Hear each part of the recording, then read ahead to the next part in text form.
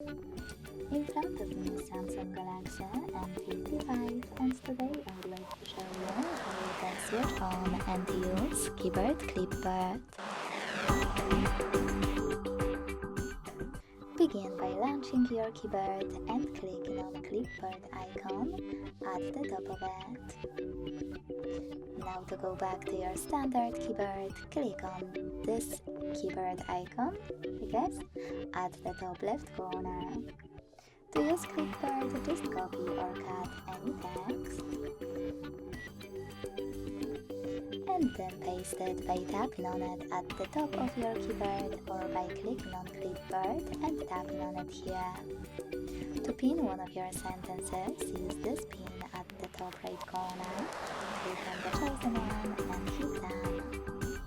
You can unpin it the same way. To delete one of them, click on the bin icon instead of the pin one. Select the sentence and hit delete. Then confirm your choice in the pop-up. Thanks so much for watching. If you enjoyed this video, leave a like, comment and subscribe. Bye!